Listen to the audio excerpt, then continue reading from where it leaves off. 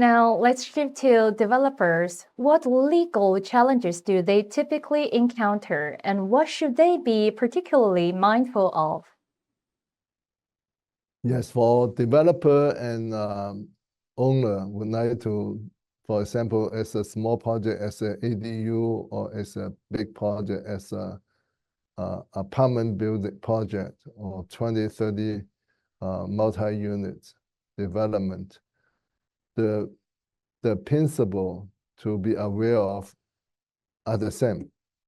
So the number one is that when the builder or the contractor present a construction contract, make sure that the performance is based on the performance, the completion of the approved plan. Don't allow the contractor to spell out that based on the bid set on such a day, and that will create argument when the bid set and the approved plan have quite a difference, quite a discrepancies. So from the standpoint of the developer and the property owner, they must insist on the contract spell out.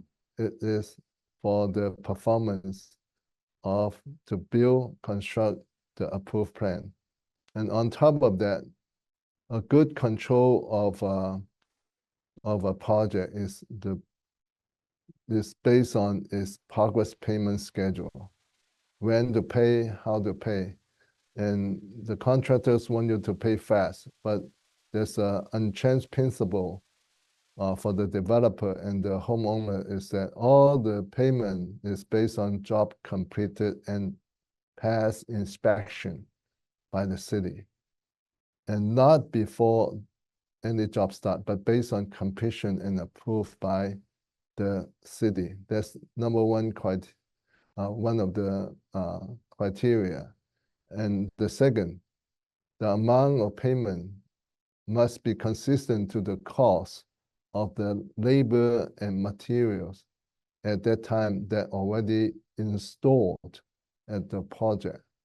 So what's a fair amount is the fair amount will be the amount of labor and materials, the actual amount cost of material and labor that install at the project at that time. So the developer and the property owner can insist and manage to work out a good progress payment schedule. I think the success of the project will be more ascertained. Of course, I mean, you need to find the correct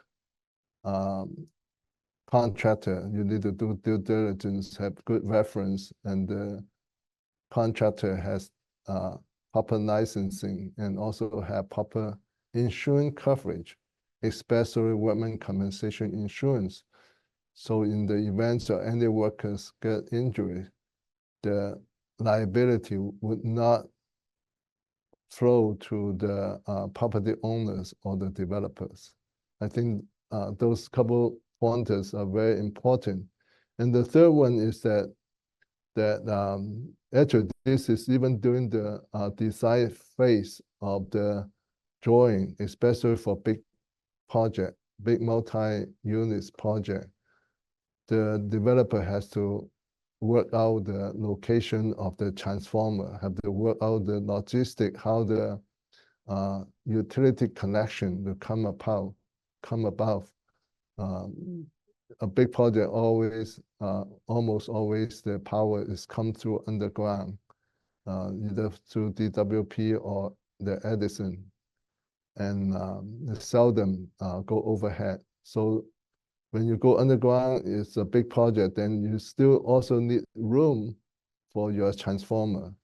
So all this have to incorporate it in the phase of the when the building was designed, being so that you need to leave out the room, the location for the transformer, and that the location also workable, approved by the utility company.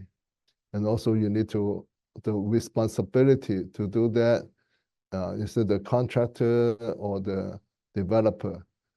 So that need to have a clear demarcation of responsibility. So I would say that that is really the developer and homeowner doing ADU need to pay attention to these few areas.